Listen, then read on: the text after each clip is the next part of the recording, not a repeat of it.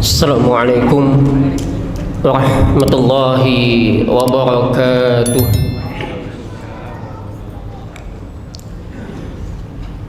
Bismillahirrahmanirrahim. Innal hamdalillah nahmaduhu wa nasta'inuhu wa natubu ilayhi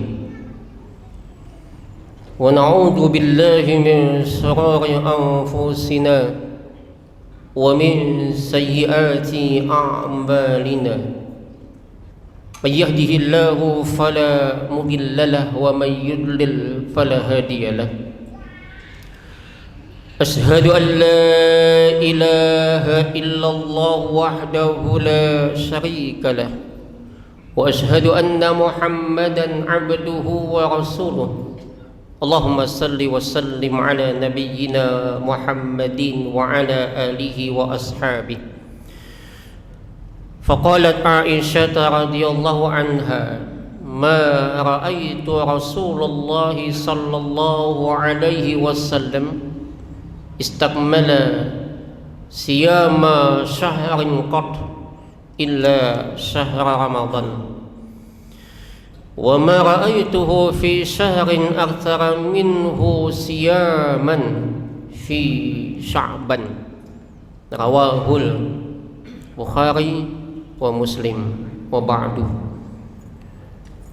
Bapak Ibu jamaah Masjid Mujahidin yang tentunya semoga senantiasa dirahmati dan diberkahi oleh Allah Subhanahu wa taala.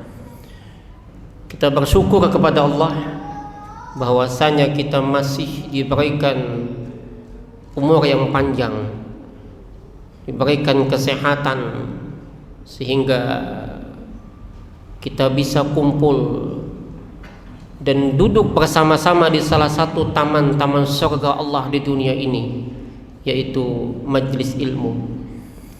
Bapak Ibu lihat, kalau taruhlah kita sudah sepakat nih Senin, maka Ahad itu enggak boleh lagi puasa. Ahad sama Sabtu atau Ahadnya satu hari sebelum Ramadan kita berhenti. Kenapa jadi berhenti? Salah satunya istilahnya gini Pak ya, di samping faktor memang ini perintah Nabi, la tuqaddimu shaum Ramadan, perintah Nabi jangan berpuasa mendahului Ramadan.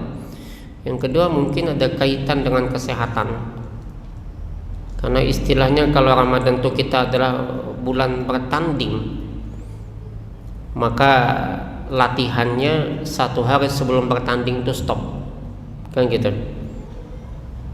Ada teman saya ya, petinju ya, ada petinju nggak di sini? Jadi kalau dia bilang kalau dia mau bertanding itu dia latihan intensif itu 1 bulan sebelumnya, tapi menjelang pertandingan dia istirahat dulu, dia siapkan stamina ya. Jadi kalau udah staminanya diproses habis, besok bisa kalah dia atau pegulat ya. Nah jadi ditahan 1-2 hari sebelum Ramadan. Nah tapi kalau misalkan teman-teman yang lain ya insya Allah kelihatannya untuk bulan Ramadan kemungkinan besar akan berbeda, itu pasti, karena di bawah dari 4, bahkan sangat kecil ya, 1 derajat ya. Jadi kemungkinan berbeda iya, tapi itu bukan persoalan Bapak Ibu ya. Kita nggak usah lagi persoalkan persoalan perbedaan, capek Pak. Kita ribut bicara tentang khilafiyah, tentang perbedaan, orang udah jauh ke bulan, kita masih ribut masalah khilafiyah. Karena persoalan metodenya saja. Ada yang menggunakan wujudil hilal, ada yang menggunakan mungkinul wujud ya. Jadi perbedaan metode. Yang jelas mau Senin boleh, mau Selasa itu pemerintah. Jangan nggak puasa, karena ini wajib ya. Baik. Maka yang pertama Nabi puasa hampir 1 bulan full, sehingga Usama bin Zaid itu pernah bertanya kepada Nabi, ya Rasulullah, lam araka tasumu min syahrin minas syuhur, tidak pernah aku melihat sampean puasa dalam satu bulan di antara bulan-bulan yang lain, ma tasumu min Sya'ban, terkecuali bulan Sya'ban. Ya Rasul, tidak pernah saya melihat sampean berpuasa dalam satu bulan di antara bulan-bulan yang lain, ma tasumu min Sya'ban, yaitu bulan Sya'ban. Apa kata Nabi? Dzalika syahrun yaghfulun nasu anhu, yang demikian itu bulan syahrun yaghfulun nas, yang kebanyakan manusia itu lupa, anhu, daripadanya. Ini bulan yang dulu dilupakan, tidak diistimewakan, dilupa. Dan hal yang biasa Bapak Ibu, lupa manusia. Asal lawan bini aja ingat, lawan bini lupa, nah ini bahaya nih ya. Saya punya guru Pak ya, dia kalau Al-Quran tuh ingat terus. Cuman satu, beliau punya penyakit lupa hal yang lain, Quran belum ingat. Jadi ada cerita, satu waktu beliau bawa bini ke pasaran pakai Vespa waktu itu. Kalau saya sebut namanya sampai mungkin kenal. Lalu di pasar, bininya ke dalam, sidin bulik, boleh rokok dulu karena beliau perokok ya. Waktu itu belum ada fatwa haram dari Muhammadiyah, jadi beliau tuh merokok. Jadi beliau rokok, pulang ke rumah, bini ditinggal di pasaran. Itu kalau ibu-ibu di belakang bisa ngamuk tuh, kenapa ditinggal. Sampai di rumah, bapaknya ya, guru saya itu masih baca sambil, waktu itu kan baca apa, sambil duduk minum kopi baca Quran kan. Nah, cuman anehnya beliau kalau Al-Quran ayat berapa kita sebut hafal beliau. Jadi kalau Quran tuh hafal ya. Salah satu tokoh kita juga. Baik Bapak Ibu yang dirahmati oleh Allah Subhanahu wa taala, wa huwa syahrun turfa'u fihi al-a'malu ila rabbil alamin, padahal itu bulan-bulan di mana diangkat amal kepada Tuhan, setiap hari diangkat. Jadi kalau bulan lain, bulan selain bulan Sya'ban itu diangkat cuma Senin sama Kamis. Nah hari ini Senin Pak, berbuka itu diangkat. Fa uhibbu an yurfa'a amali wa ana shaim, kata Nabi, aku suka, aku senang ketika amalku diangkat, catatan terakhirnya adalah dalam keadaan puasa. Laporan malaikat ke Tuhan itu adalah puasa. Kita senang kan? Dan Nabi itu senang ketika laporan terakhir beliau adalah dalam keadaan puasa. Penutup laporan ke Tuhan oleh malaikat itu puasa. Dan Allah sangat mencintai para hambanya, dan kadang Allah itu sebegitu membanggakan hambanya yang beramal.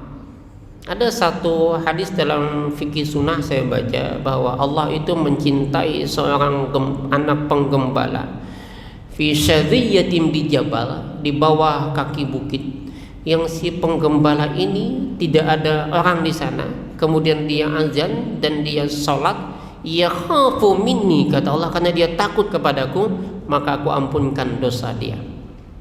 Ini kebanggaan Tuhan. Bahkan majlis seperti ini ya, yang Allah juga sebutkan 4 hal, Nabi sebutkan 4 hal. Kata Nabi, majtama'a qaumun fi baitin min buyutillah, tidaklah kumpul sekelompok orang di salah satu rumah Allah, kemudian mereka baca kitab Allah, wa yatadarasunahu bainahum, dan belajar sama-sama, kecuali apa kata Nabi, nazalat alaihimus sakinah, diturunkan ketenangan, wa ghasyiyatuhum rahmah, akan dihimpunkan dalam kasih sayang. Jadi mestinya majelis itu terhimpun saling menyayangi. Kita salat jamaah itu tak lain dan tak bukan adalah untuk merekatkan hubungan tali silaturahim, saling menyayangi. Itu makanya Orang yang tidak merapatkan shaf hanya karena perbedaan istilahnya perbedaan status, ya. Wah, nggak level lah, aku di sana aja deh sholat di samping si anu ini, tukang ini misalnya. Nah, itu setan masuk di situ. Jadi bukan karena renggangnya, tapi karena sombongnya. Kan biasanya kalau kita sholat itu kan aturan shaf itu udah diatur, Pak. Yang mana dulu? Tentu yang depan itu yang paling fakih, lalu terus belah samping kanan, di sini samping kiri, lalu samping kanan, kiri lagi, summal ladzina yalunahum summal ladzina yalunahum. Kan gitu. Apa tujuannya? Bahwa kita tidak memilih di mana tempat berdirinya. Ketika kita datang posisi mana, langsung kita berdiri di situ. Oh, ini supir aku ini, aku nggak mau di samping dia, pindah ke sana. Nggak bisa. Itu sombong, itulah setan, ya. Jadi bukan persoalan renggang rapatnya. Rapat itu tujuannya supaya terhimpun silaturahim kita, saling menyayangin.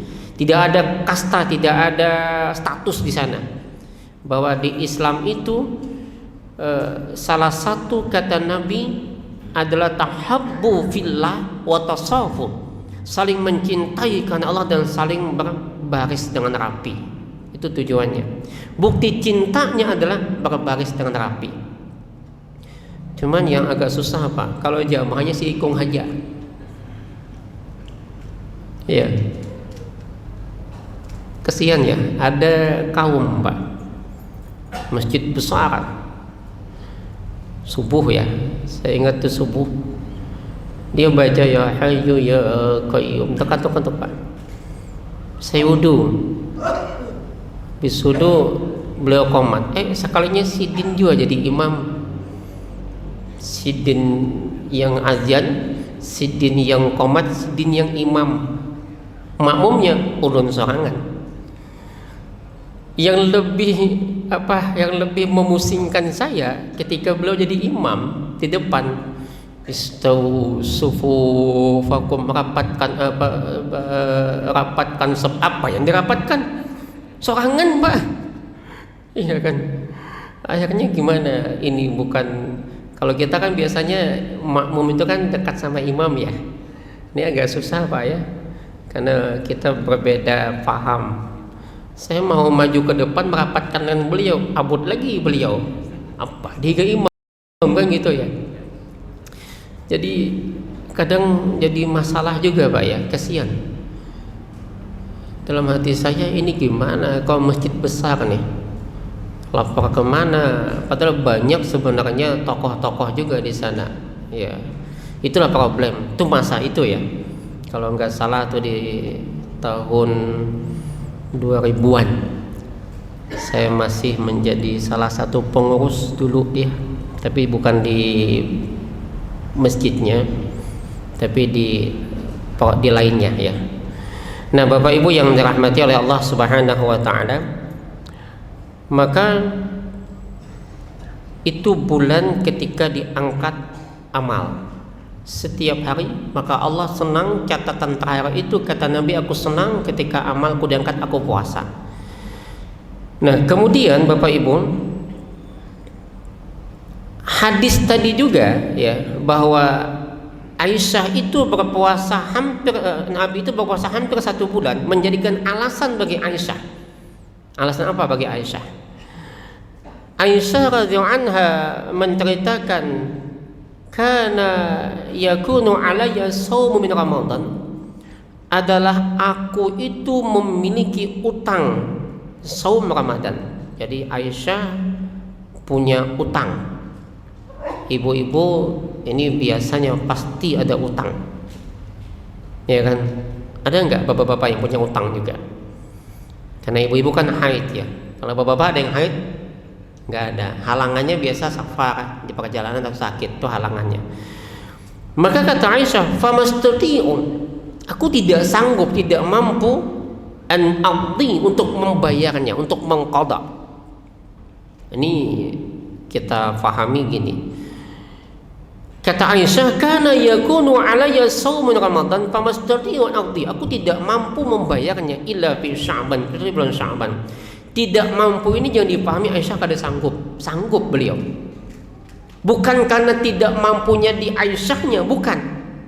Ya. Aisyah tidak sanggup mengqadha Ramadan di bulan selain bulan Sya'ban, kaitannya adalah dengan Rasulullah, bukan pribadi beliau. Kita lihat kata para ulama. Pada akhir qadahu ila Sya'ban. Aisyah mengakhirkan qadanya bulan Sya'ban. Apa sebab takhir al-qada? Beliau mengakhirkan qada itu. Yang pertama adalah asyghlu bi Rasulillah sallallahu alaihi wasallam kama fi riwayat Muslimin anha.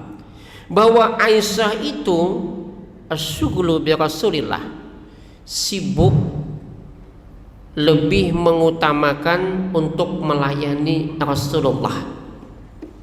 Bapak Ibu, seorang nabi nggak gampang, Pak.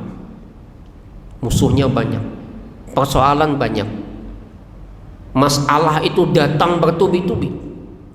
Jangankan nabi, kita aja, Pak, ya. Itu nabi dengan akhlak, kelakuan, istilahnya dipuji Tuhan, itu musuhnya juga banyak. Belum menghadapi mereka yang istilahnya melempar batu, yang menghina beliau, padahal dikasih kebaikan-kebaikan oleh nabi. Maka tentu pulang dengan persoalan yang begitu banyaknya, ingin datang disambut bini, kan gitu? Ya enggak, Pak? Ini bapak-bapak nih, kita punya masalah di kantor, pulang ingin ketemu bini, kan?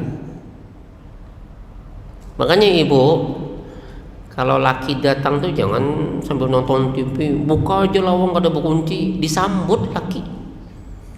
Ini ternyata rahasia kenapa Aisyah itu sangat dicintai Nabi. Karena Aisyah enggak tega sama Nabi. Takutnya gini, Pak, ya. Suami istri ini kan salah satu untuk menghilangkan atau untuk menghibur diri adalah ketika suami ketemu istri di rumah. Nah, Aisyah takut bahwa beliau puasa qadha, itu wajib. Pas kebetulan Nabi, mohon maaf,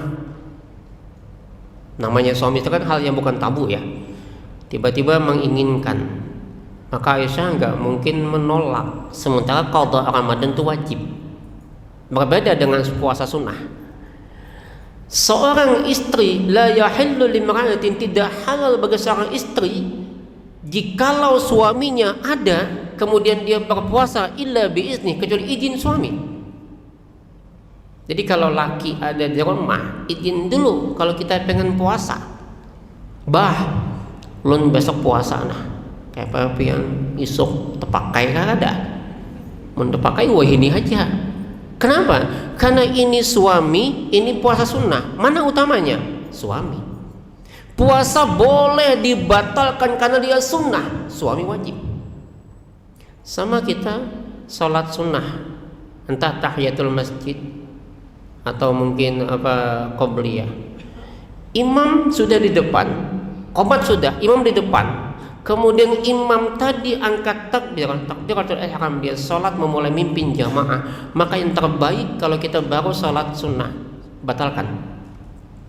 Kenapa? Ini sholat utama, sholat wajib. Kita selesaikan sholat sunnah, itu sunnah.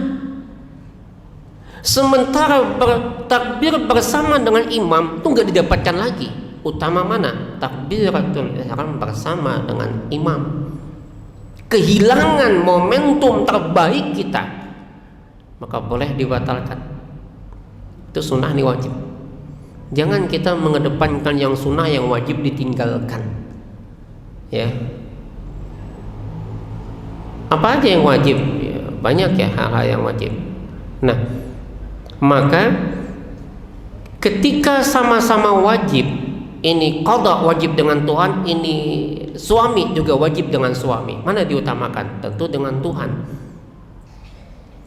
Maka di sinilah Aisyah nggak sanggup, bukan nggak sanggup pribadi beliau, nggak sanggup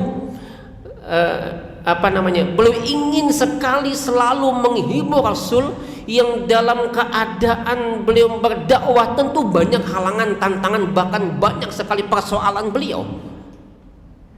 Aisyah ini paham bagaimana Nabi mencintai Khadijah itu, sehingga beliau belajar dari sana. Ingat kan, Nabi itu Aisyah ini yang bisa mengalahkan kecintaan Nabi kepada semua istri itu cuman Khadijah ya, saingannya, tapi udah meninggal. Kan Aisyah sangat cemburu sama Khadijah walau udah meninggal. Ternyata apa kata Nabi? Jawab Nabi ketika Aisyah itu setengahnya cemburu. Jadi gini, ada beberapa kecemburuan Aisyah yang Nabi menanggapi itu nggak serius, senyum aja Nabi. Ketika Zainab binti Jahash membawakan makanan melalui pembantunya untuk Nabi, kemudian oleh Aisyah disambut tuh makanan, digiliran Aisyah, makanan itu kemudian dihempaskan Aisyah, pecah. Nabi cuman senyum. Apa kata Nabi? Gharat ummuka, ibumu lagi cemburu. Udah ya Aisyah, kafaratnya kau ganti makanan yang sama, ganti mangkuknya yang sama. Itu aja, selesai. Nabi nggak marah. Tapi ada Nabi yang marah ketika Aisyah mengucapkan tentang Sofia binti Huyai bin Akhtab. Kok lama banget sampean masih Yahudi kecil dekil itu, marah Nabi. Ya Aisyah, kalaulah ucapanmu itu berbentuk dimasukin laut, laut akan rusak semua. Begitupun ketika Aisyah cemburu sama Khadijah. Tapi Nabi nggak terlalu ini. Ucapan Nabi gini, tidak ada yang mampu menggantikan Khadijah. Dikala aku miskin, dia yang mengayakan aku. Dikala aku sedih, dia yang menghiburku. Dikala semua istri nggak bisa ngasih anak, dia yang ngasih aku anak, dan seterusnya. Ternyata pelayanan ini bagi Aisyah itu penting bagi suaminya, bagi Rasulullah. Jadi pelayanan, ya, ini wajib, ini wajib. Nah, sekarang bedanya mana diutamakan? Tentu kewajiban dengan Tuhan, qada dengan Tuhan. Nah, berbeda lagi misalkan dengan hal yang wajib tapi darurat. Kita mau sholat Jumat, ada orang ternyata nyemplung di sungai, ceplung, berkunjung nggak ada bisa. Mana utamanya? Nolong dulu apa sholat Jumat dulu? Oh, hadangi dulu lah, aku sembahyang Jumat beganda aja dulu. Mati beliau. Udah selesai sholat Jumat kita datang, mana orangnya? Udah tenggelam. Mana diutamakan? Yang tenggelam dulu diutamakan, ditolong. Sholat Jumat bisa diganti dengan sholat zuhur. Nah, itu pertimbangan fikihnya ya. Nah, maka kemudian fafihi dalalatun ala syiddati tifaliha bi amri sallallahu alaihi wasallam, ini menjadi dalil petunjuk betapa Aisyah itu bersangatan dalam urusan Rasulullah, perhatian betul beliau. Sehingga Nabi ditanya, man ahabbun nas ilaik ya Rasulullah, siapa yang paling kau cintai ya Rasulullah? Aisyah, kata Nabi, Aisyah. Kalau laki-laki yang dicintai Nabi siapa? Abuha, bapaknya Aisyah ya. Nah, Bapak Ibu, ini yang pertama. Yang kedua, jadi pertama dulu kita siapkan latihan fisik dan mental, itu dengan puasa Sya'ban 1 bulan ya, tapi tidak full. Kalau nggak bisa 1 bulan ya, perbanyak puasa bulan Sya'ban. Nah, bagaimana dengan ini ramai juga nih, khusus saumu yaumun nisfi min Sya'ban. Ada yang menyangka dhanna anna lahu fadilatan ala ghairihi, lebih utama dari yang lainnya. Maka di kaitan ini Said Sabiq menyebutkan puasa pertengahan Sya'ban itu boleh. Tetapi tentang keutamaannya nggak ada yang lebih.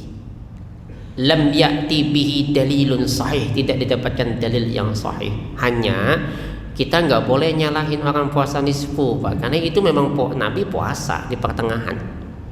Cuman nanti ada kaitan lagi ya dengan hadis-hadis yang lain. Kenapa kok orang paling banyak puasa pertengahan? Kok di pertengahan paling banyak? Minimal paling tidak pertengahan barang. Kenapa? Karena itu menjadi batas. Apa batasannya? Idzan tasafa Sya'ban, bila sudah lewat pertengahan Sya'ban, fala tasumu, jangan kalian berpuasa, kata Nabi. Jangan kalian berpuasa.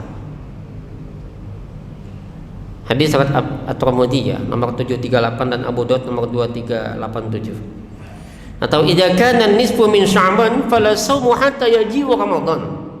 Ini hadis riwayat Ibnu Majah yang nomor 1651.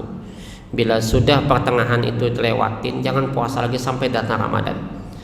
Atau di hadis lain, idza kana nisfu min Sya'ban fa amsiku anis shaum, kata Nabi, tahan daripada puasa hatta yakun Ramadan, sampai datang Ramadan. Ini kita dapat dalam Musnad Imam Ahmad. Jadi gini, Nabi kan puasa juga 16 dan 18. Tapi gini, kenapa Nabi melarang di 16 dan seterusnya itu puasa bagi yang tanggal 1 sampai tanggal 15 tidak pernah puasa sunat? Maka kalau pian sudah pernah tanggal 1 atau 2 atau 3, maka 16 dan seterusnya aman, silahkan lanjutkan. Ini tanggal 1 kada, tanggal 2 kada, 3 kada, 4 kada, 5 kada, sampai tanggal 15 kada, 16 puasa. Nah ini maksudnya. Maka minimal tanggal 15. Tanggal 15 minimal. Bapak Ibu bayar ledeng kapan sih? Batasnya tanggal 20 ya. Kalau enggak, denda. Boleh enggak bayar ledeng tanggal 1? Boleh.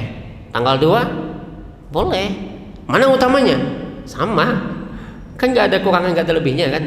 Cuman kenapa paling banyak tanggal 20? Kenapa? Karena kalau enggak denda. Nah inilah. Artinya, tapi jangan berhenti di hari malam itu saja, lanjutkan. Istilahnya nih datang tamu nang istimewa nih ke rumah kita, taruhlah kalau salah wali kota, camat lah datang, calon mati ke rumah kita. Kita bersihin rumah kita, pel rumah malam itu kita bersihin, kita pel, kita cuci, kita bersihkan debu-debunya. Besok nggak kita bersihin lagi. 15 hari nggak kita bersihin, datang tamu tadi tetap very good. Jadi persiapkan fisik mental saja dengan cara tadi. Oke, yang kedua, Bapak Ibu tanamkan niat yang tulus, yang ikhlas. Karena niat yang tulus dan ikhlas itu menjadikan kunci ibadah atau perbuatan apapun jadi mudah. Maka innamal a'malu binniyat, dia ruhnya daripada amal. Gawian apapun Pak, kalau gampang, kalau susah, kalau dia niatnya tulus gampang. Tapi kalau susah, walaupun gampang, tapi kalau niatnya nggak tulus, nggak bisa. Ada kucing tengah jalan Pak ya. Saya lihat kucing kecil tengah jalan terajin, orang itu cuma meliuk. Coba Bang singgah, cuma angkat tuh kucing. Padahal itu pekerjaannya ringan sebetulnya. Tapi kenapa nggak mau? Nggak ikhlas. Padahal boleh jadi sebab kita mengangkat kucing itu surga. Masih ingat cerita seorang pelacur yang mengasih minum anjing? Seorang pelacur itu gawean hina, anjing itu najis bagi kita dalam mazhab Syafi'i ya. Kalau mazhab Maliki enggak. Maka kita angkat kucing ini najis saja dalam pandangan kita, hina kita sebagai seorang pelacur. Ternyata diampunkan dosanya kata Nabi, sebab masuk surga. Atau ada duri di jalan, stop, angkat. Pekerjaan mudah tapi dia susah. Kenapa? Hati nggak ikhlas. Tapi ada pekerjaan yang susah banget tapi hati ikhlas, gampang. Contoh yang paling ringan ya ibu-ibu di belakang tuh. Gawean paling susah tuh ibu-ibu. Nyuci, masak, ke pasar, melayani suami, anak selusin. Untuk laki sikung. Itu kok bisa selesai? Kita nggak mungkin bisa Pak laki-laki ngerjain pekerjaan ibu-ibu. Maka disitulah muliakan perempuan. Ittaqullaha fin nisa, takutlah kalian kepada Allah dalam urusan wanita kata Nabi. Wa innama akhadtumuhunna bi amanatil, kau ambil dia dengan amanah Allah. Nggak gampang-gampang Pak kita punya pasangan. Muliakan mereka ya. Oh Bapak Ibu, bini tenang, muliakan. Kenapa? Salah satu daripada akhlak Nabi adalah bagaimana beliau memuliakan istri dan anak-anak beliau duluan. Nah ini ya. Tapi kok gampang? Saya pernah Pak, bukan pernah. Saya sering gini awal-awal. Saya bilang sama istri nanti, Mi, saya yang nyuci, masak, ke pasar. Itu Pak ya. Cuma satu kali aja dalam 1 minggu. Itu setengah hari aja patah belakang. Artinya begitu berat. Seorang perempuan yang notabene dalam pandangan kita lemah, ternyata dia lebih kuat daripada laki-laki dalam urusan rumah tangga. Kenapa? Ikhlas. Kekuatan. Di mana kekuatannya? Ikhlas.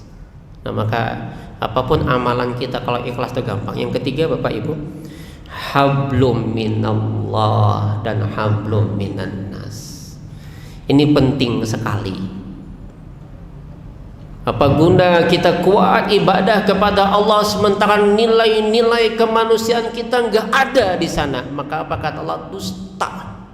Ara'aital ladzi yukadzibu biddin. Ara'aita, apakah engkau perhatikan, kata Allah, alladzi yukadzibu biddin, orang yang mendustakan agamanya, dia pendusta agama. Kenapa? Dia hubungan dengan Tuhan hebat, tapi ternyata dia ternyata alladzi yad'ul yatim, dia hardik anak yatim, wala yahuddu ala ta'amil miskin. Kaitan apa ini? Hablum minan nas. Bapak Ibu, coba jaga deh hablum minan nas kita. Hablum minallah baik, hablum minan nas enggak baik, percuma kita. Bukankah di dalam Islam itu bahkan tujuan Allah menciptakan manusia itu dua ya? Yang pertama, wa ma khalaqatul jinna wal insa illa liya'budun. Tidaklah aku jadikan jin dan manusia kecuali untuk menyembah, mengabdi, beribadah kepadaku. Tujuan pertama, hablum minallah. Tujuan kedua apa kata Allah? Inni ja'ilum fil ardi khalifah. Sesungguhnya aku akan jadikan di bumi ini khalifah. Apa khalifah? Khalifah itu wakil Tuhan, perpanjangan tangan Tuhan dalam urusan manusia di bumi, dalam kebaikan-kebaikan. Tugas kita adalah perpanjangan tangan Tuhan dalam kebaikan bersama manusia. Lihat jawaban malaikat, pertanyaan malaikat, ataj'alu fiha may yufsiku fiha wa ataj'alu fiha may yasfiku dima, apa may yufsidu fiha wa yasfiku dima, yang membuat kerusakan di dalamnya, dan wa yasfiku dima, menumpahkan darah. Ya Tuhan, apakah kau ingin jadikan di bumi itu manusia yang hanya membuat kerusakan atau menumpahkan darah? Wa nahnu nusabbihu bihamdika wa nuqaddisu lak, kata malaikat, kan gitu. Kaitannya apa, Pak? Coba kita jangan lagi dah ribut bertengkaran. Saya kadang heran, Pak ya. Ini lagi rame-rame nih di Pilpres ini, ribut ya. Ribut yang saya kira enggak produktif bagi saya. Bertengkar itu buang dulu, biar urusan mereka yang nyelesain. Ributnya apa? Karena beda pilihan. Saya kadang senyum sendiri ya. Di mana saya lihat seorang suami mukulin istrinya hanya karena beda pilihan. Ini bini loh dipukuli behiman hanya karena beda pilihan. Apa memang dengan pilihan kita jadi ini kemudian kita kan nggak ada? Kayak kadang heran ya. Ada lagi mertua ngusir menantu. Saya sama istri itu beda pilihan, Pak. Kita beda pilihan. Tapi saya nggak mau jangan pilih ini itu. Kan mereka punya pikiran masing-masing, punya pendapat masing-masing. Lagian 3 tokoh ini Muslim tiga-tiganya, dan tiga-tiganya saya sangat bangga. Siapa yang bisa mungkirin, Pak? Ketiga calon ini tiga-tiganya kebanggaan. Pak Anies orang cerdas, Pak. Ya, cerdas. Di Prabowo jenderal yang luar biasa bagi saya. Saya mengagumi beliau dari dulu. Bahkan beliau dengan rendah hati mau bersahabat demi supaya tidak terjadi pertikaian, bersatu dengan yang lawan politiknya. Dan waktu itu saya sempat protes. Loh kok mau? Mungkin jadi karena keikhlasan. Di pihak ketiga ada Mahfud MD, tokoh idola saya. Dikatakan gak bisa ngaji hebat beliau. Ya, tiga-tiganya ada. Maka bagi kita udah milih, selesai, Pak. Siapapun pemimpin kita, yang penting apa? Kita jaga kedamaian, kerukunan. Apalagi sampai di rumah bini dipukuli. Ya Allah, hai. Padahal nang menyamani pian siapa? Nang menyamani bini kan. Masa bini dipukulin ya? Ini yang saya bilang skop paling rendah dulu ya. Kalau besar skop paling rendah adalah di tingkat kita di keluarga dulu. Jangan karena persoalan yang sedikit lalu kita harus bersikap jahat sama pasangan kita. Maka hablum minallah sama hablum minannas. Barangkali ini yang saya sampaikan. Kita tutup dengan doa kafaratul majlis. Subhanakallahumma wa bihamdika asyhadu an la ilaha illa anta astaghfiruka wa atubu ilaik. Mohon maaf sekali lagi, hasbunallah wa ni'mal wakil. Assalamualaikum warahmatullahi wabarakatuh.